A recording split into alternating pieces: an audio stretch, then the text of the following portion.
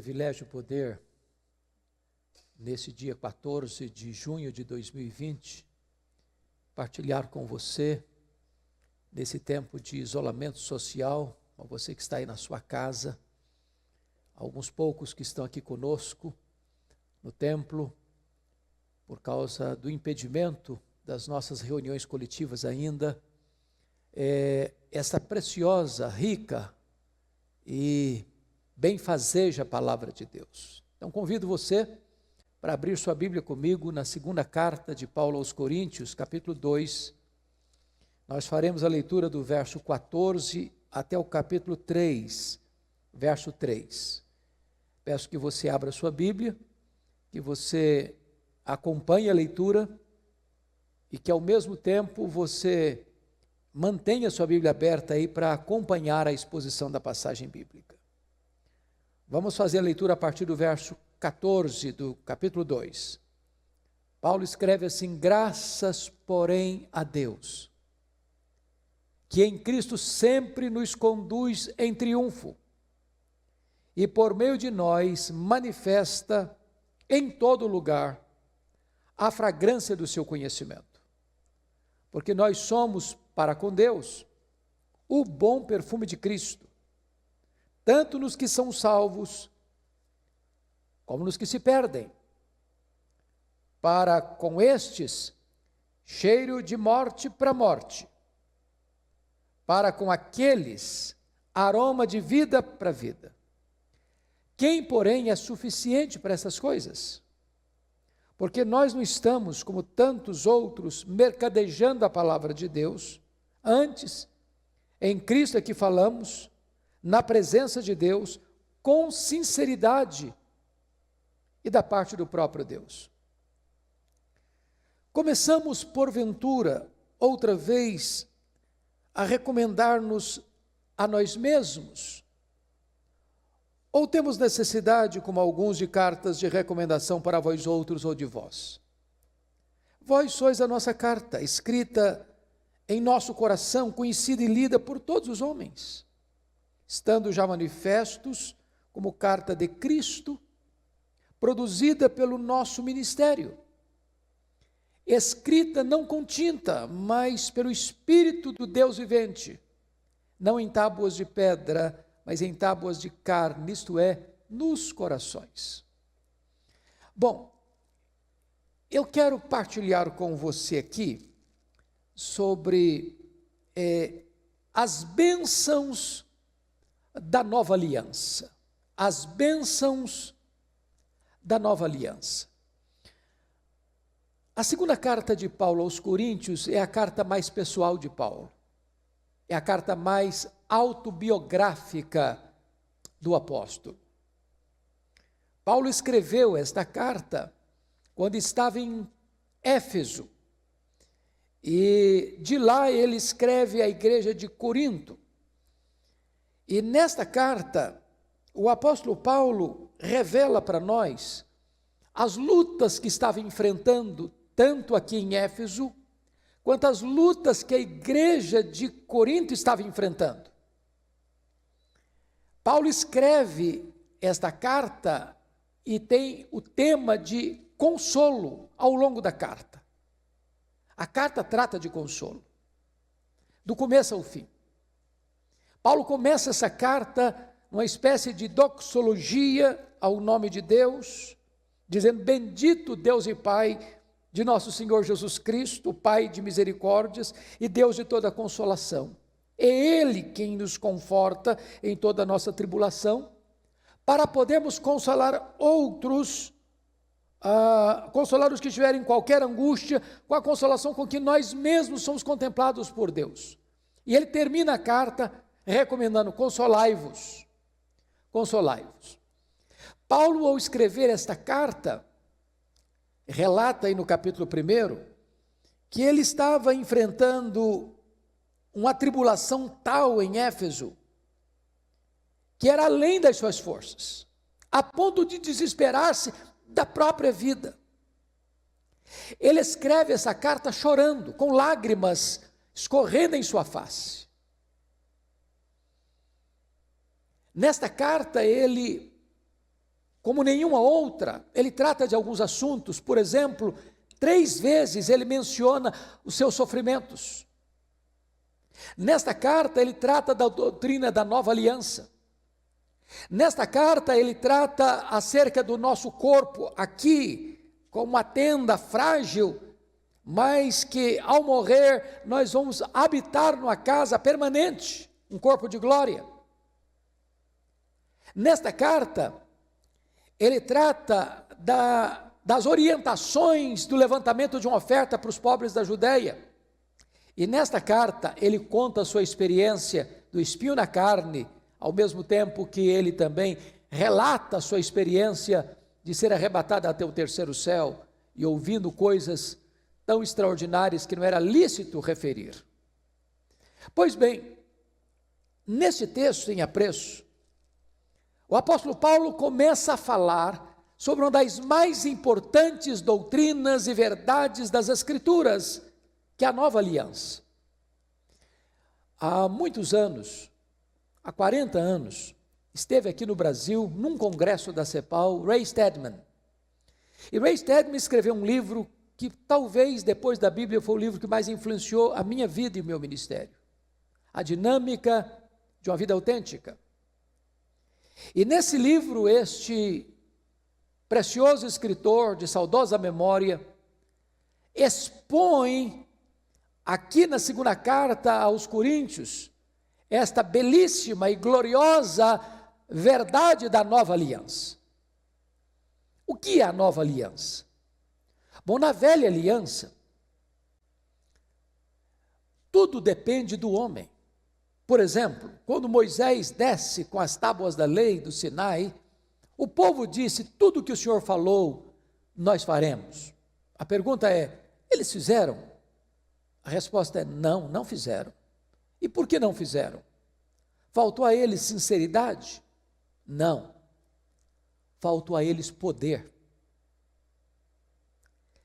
Na nova aliança, tudo depende de Deus, nada depende de nós. A nossa suficiência vem de Deus. O poder para viver uma vida nova vem do próprio Deus. A velha aliança, a lei foi gravada em tábuas de pedra. Mas na nova aliança, o próprio Espírito Santo grava no nosso coração, dando-nos o poder para uma vida vitoriosa. Então é sobre esses princípios, esses pilares de uma vida bem-sucedida, conforme a nova aliança, é que Paulo vai tratar nesta passagem. Confira comigo, por favor. Primeiro, quando você vive na nova aliança, você tem a bênção de ter um otimismo indestrutível. Versículo 14, ele diz assim, olha aí: graças, porém, a Deus. Você percebe que o graças e a Deus tem aí uma conjunção adversativa. Porém, ele está dando graças a Deus, não porque está tudo bem, não porque ele está em folga, não porque ele está em paz, não porque não tem luta. Aliás, ele confessa aqui no capítulo 1, que ele estava enfrentando lutas maiores que as suas forças, a ponto de desesperar-se da sua vida. Lá em Corinto, seu ministério, seu apostolado, estavam sendo atacados por falsos apóstolos. Ele está rodeado de luta, ele está rodeado de problema, ele está enfrentando crises homéricas. Mas porque ele está baseado na nova aliança, ele diz: graças, porém, a Deus. Nós estamos enfrentando dias dificílimos no Brasil e no mundo. Talvez uma das mais profundas crises que já assolou a história nas últimas décadas, talvez nos últimos tempos. Muitos estão sendo ceifados. Muitas famílias estão enlutadas. Muitas pessoas estão internadas num hospital, numa situação crítica. A nossa economia está combalida. Os empresários estão desesperados. Empregados estão perdendo o seu trabalho. a economia se desfazendo e se desidratando. O pânico é geral, o temor é profundo. Mas se você é um crente fundamentado na nova aliança, você pode dizer graças, porém, a Deus.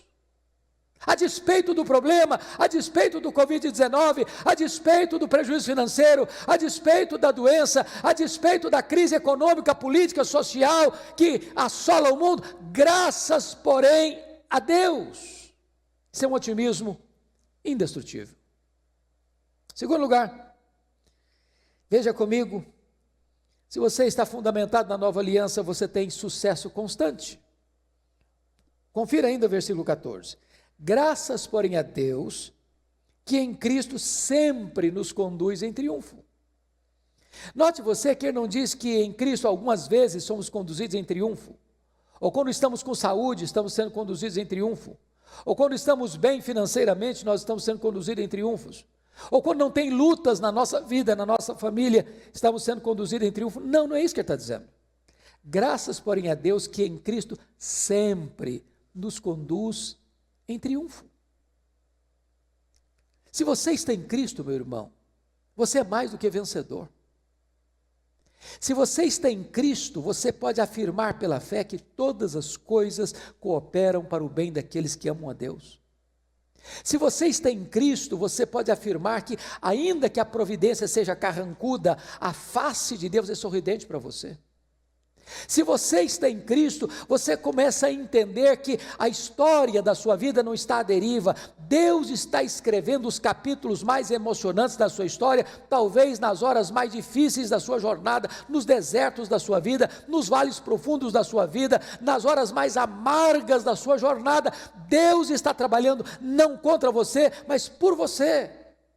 Então você pode ter esse sucesso constante, constante. Eu fico olhando a história e vendo como uma mulher como Fanny Crosby, por exemplo, cega desde a 6ª semana de vida, que viveu 92 anos, pôde dar ao mundo a maior contribuição de música sacra da história da humanidade. Eu fico imaginando como um homem como John Bunyan, que passou 14 anos preso, não porque cometeram um crime, mas por pregar a palavra de Deus em praça pública, naquela agrura de uma prisão imunda, escreve o livro mais lido no mundo depois da Bíblia, O Peregrino. Eu fico imaginando um jovem como David Brainerd, que infiltrado nas matas selvagens, com índios canibais, ele consegue, mesmo morrendo precocemente, aos 29 anos de idade, dar ao mundo uma obra tão magnífica como o Diário de David Brainerd, que segundo John Wesley, foi a obra mais importante na história da humanidade, para ajudar alguém a ser um crente genuíno e verdadeiro, depois das Escrituras. Então, se você está passando uma luta, como todos nós estamos, nesse tempo amargo e difícil da história, pare para entender isso. Se você está em Cristo, você é mais do que vencedor. Graças, porém, a Deus, que em Cristo sempre nos conduz em triunfo. Mas há uma terceira verdade, um terceiro pilar da nova aliança aqui, que é agora o impacto inesquecível. Veja você ainda no verso 14, 15 a 16 agora. E por meio de nós, manifesta em todo lugar, não em algum lugar, mas em todo lugar, a fragrância do seu conhecimento. Porque nós somos para com Deus o bom perfume de Cristo, tanto nos que são salvos, como nos que se perdem.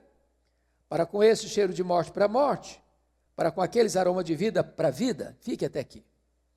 Note você, que ele usa uma figura tão comum, tão conhecida, mas com uma mensagem tão eloquente. Nós somos, para com Deus, o bom perfume de Cristo. Ele não fala que nós somos um perfume, nós somos o bom perfume de Cristo. É um perfume raro, é um perfume que tem a marca de ser bom. E o perfume não grita, o perfume se impõe. O perfume não discursa, O perfume se revela. O perfume não precisa chamar a atenção para si mesmo. Ele influencia o meio onde ele está. É impossível você não notar o aroma, a fragrância de um bom perfume. E Paulo vai dizer que se você está na nova aliança, experimenta as bênçãos da nova aliança, você é essa pessoa que se infiltra, que se insere, que influencia, que marca o lugar onde você está, por todo lado que você vai, onde você chega, você ali impacta as pessoas pela sua presença, pela sua influência. Paulo chega a dizer que você é um perfume tão eficaz na sua influência, que é impossível as pessoas ficarem neutras em relação à sua presença. Porque você é cheiro de morte para morte, você é aroma de vida para vida. Quando você anuncia a palavra de Deus, quando você prega o evangelho de Cristo, este evangelho exige das pessoas uma resposta. Se as pessoas rejeitam o evangelho, você é para elas cheiro de morte para morte. Se as pessoas recebem o evangelho, você é para elas aroma de vida para vida. De tal maneira que a presença do evangelho por meio da sua vida sempre vai provocar uma decisão, uma reação, e o evangelho é sempre vitorioso, tanto para condenar quanto para salvar. E você é o portador desta mensagem.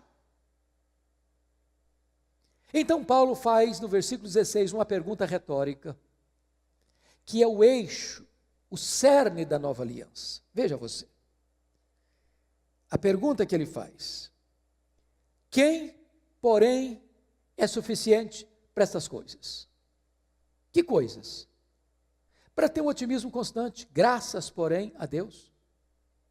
Para ter um sucesso constante, que em Cristo sempre nos conduz em triunfo. Para ter um impacto inesquecível, somos o bom perfume de Cristo. Mas quem é suficiente para essas coisas? Quem consegue viver desse jeito? A pergunta fica no ar sem resposta. E aqui está o grande ponto que eu quero refletir com você. É que às vezes nós queremos agradar a Deus vivendo na velha aliança. Fazemos com o povo de Israel: nós vamos fazer, nós vamos obedecer, nós vamos agradar a Deus, nós vamos fazer a vontade de Deus, e você tem empenho para isso, e você se esforça para isso, e você promete isso, e você faz votos para Deus que você vai fazer isso, e você fracassa, e eu fracasso, e nós fracassamos. Sabe por quê? Porque nós não somos suficientes para estas coisas. Quem, porém, é suficiente?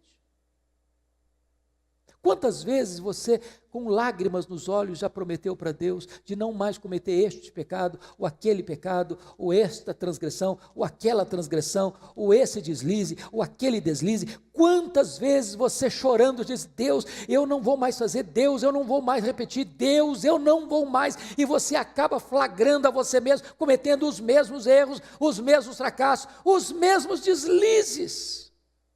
E Paulo pergunta: quem, porém, é suficiente para essas coisas?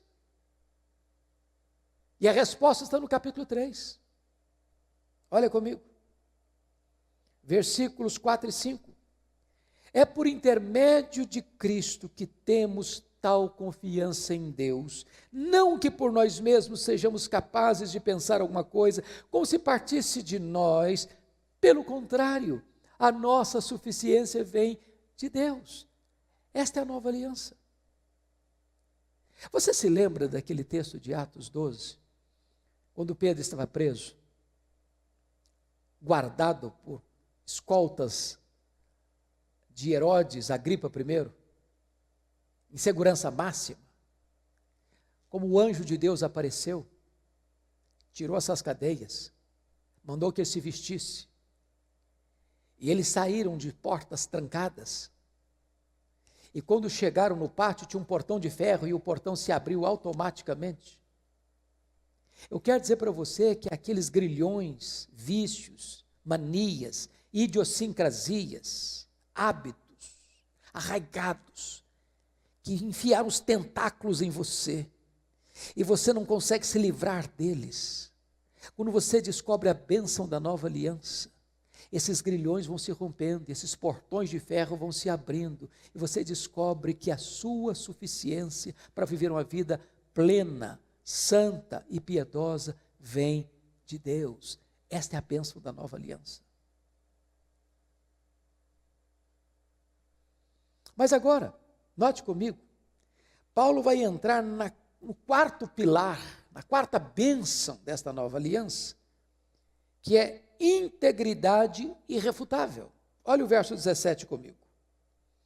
Porque nós não estamos, como tantos outros, mercadejando a palavra de Deus. Antes, em Cristo é que falamos na presença de Deus, com sinceridade e da parte do próprio Deus. Por que Paulo está tratando desse assunto aqui? Porque ao mesmo tempo que ele está escrevendo esta carta, ele está defendendo o seu apostolado, atacado lá na igreja de Corinto.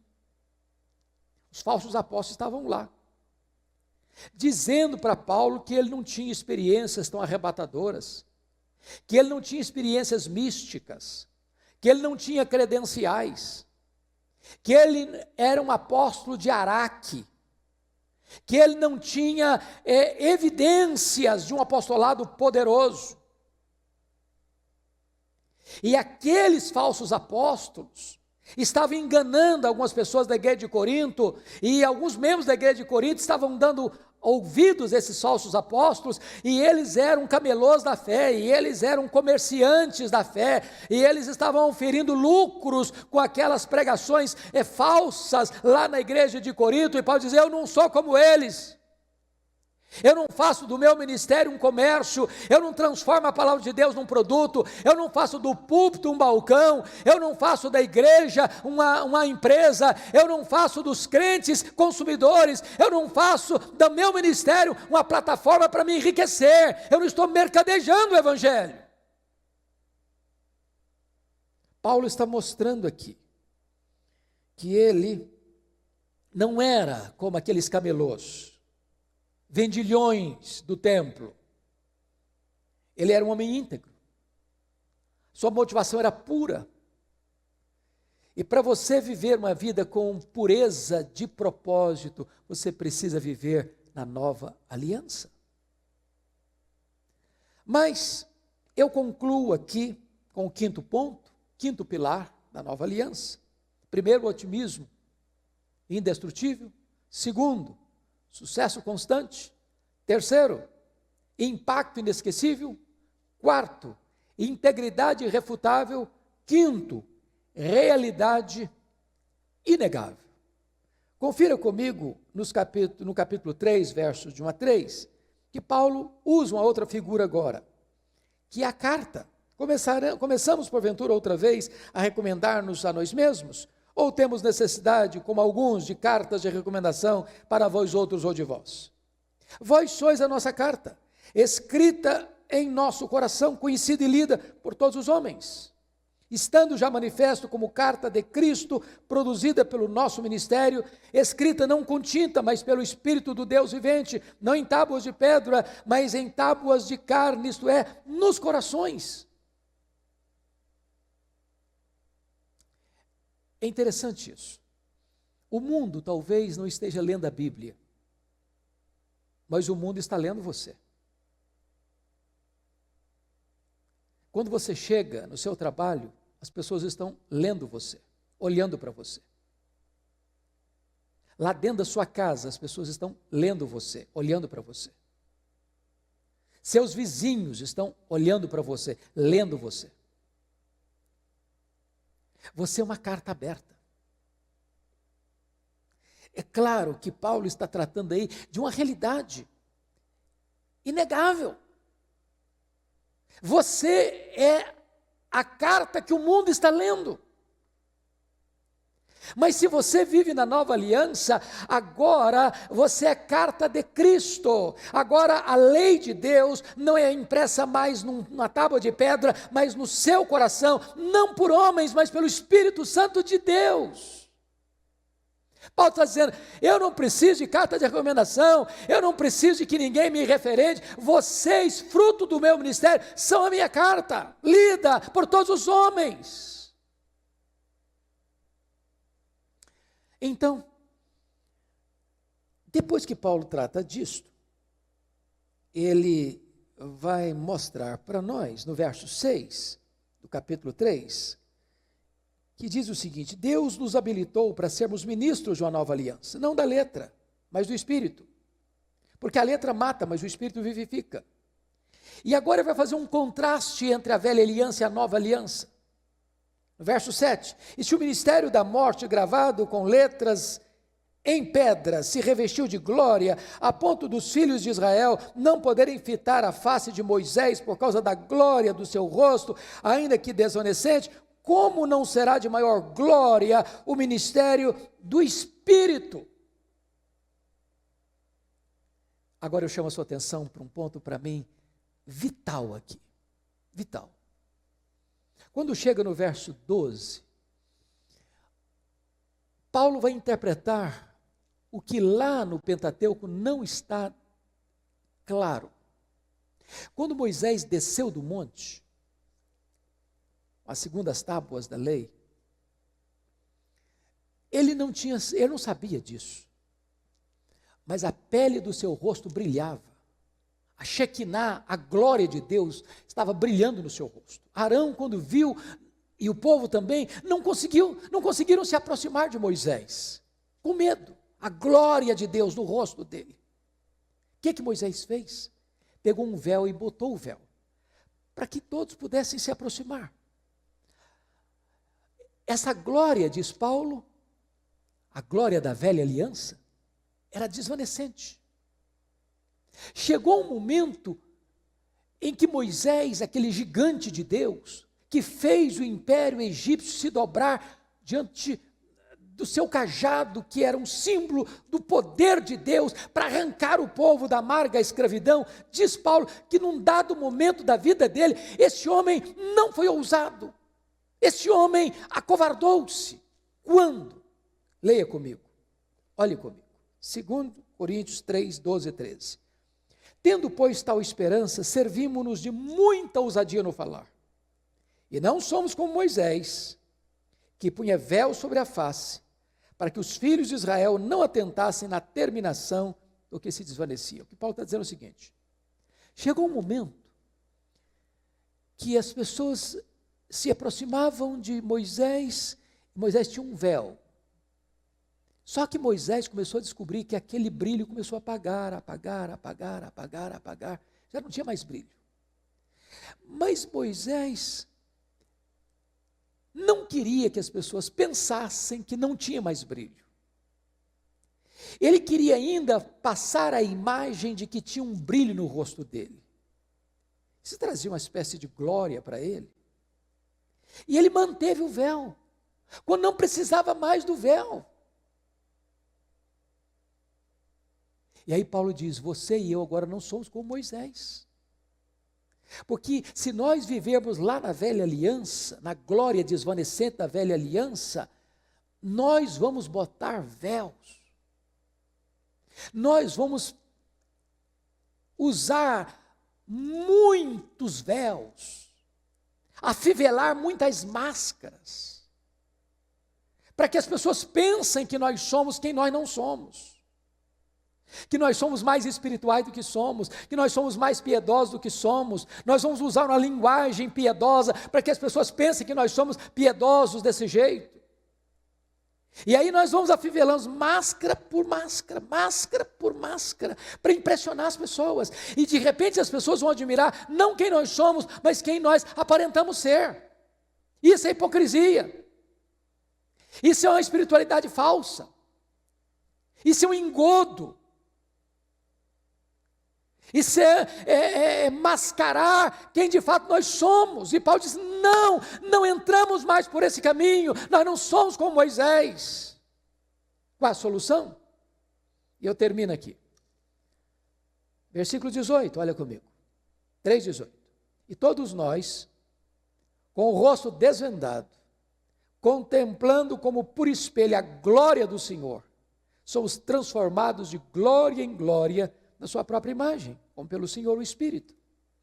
Paulo está dizendo o seguinte, olha, eu vou tirar as máscaras, porque agora eu tenho uma glória que não é desvanecente, é permanente. É o rosto do Senhor. O rosto de Moisés representa a velha aliança, o rosto de Jesus representa a nova aliança. Quando eu olho para o rosto de Jesus, esse brilho nunca vai apagar. E quando eu olho para ele sem máscara, o Espírito Santo vai trabalhando em mim, me transformando de glória em glória, para que eu seja uma pessoa parecida com Jesus. Porque este é o grande projeto de Deus na sua vida. É transformar você à imagem do Rei da Glória. Não apenas levar você para a glória, mas fazer de você uma pessoa parecida com o Rei da Glória.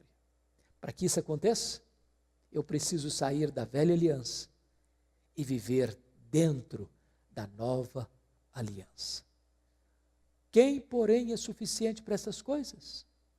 A nossa suficiência vem de Deus. Vamos orar com você. Onde você está? Você que tem lutado para enfrentar, para vencer algumas áreas da sua vida, alguns pecados, alguns vícios, algumas manias, algumas idiosincrasias, alguns hábitos.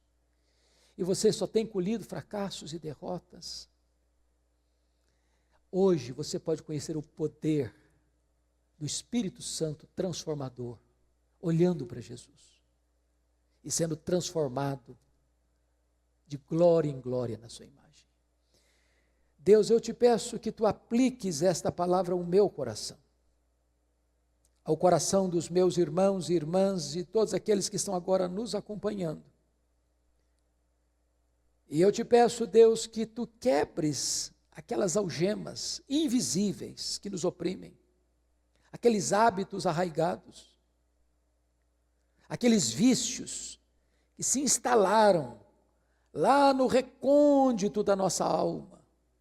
Em nome de Jesus, que esses portões de ferro possam agora se abrirem pela força do teu poder, que o teu povo experimente uma vida plena, livre, abundante, maiúscula, para a glória do teu nome. Dá-nos a bênção de viver na nova aliança, entendendo que a nossa suficiência vem das tuas mãos e não dos nossos recursos. Assim oramos em nome de Jesus. Amém. Deus abençoe sua vida. Pastor Arival, por favor.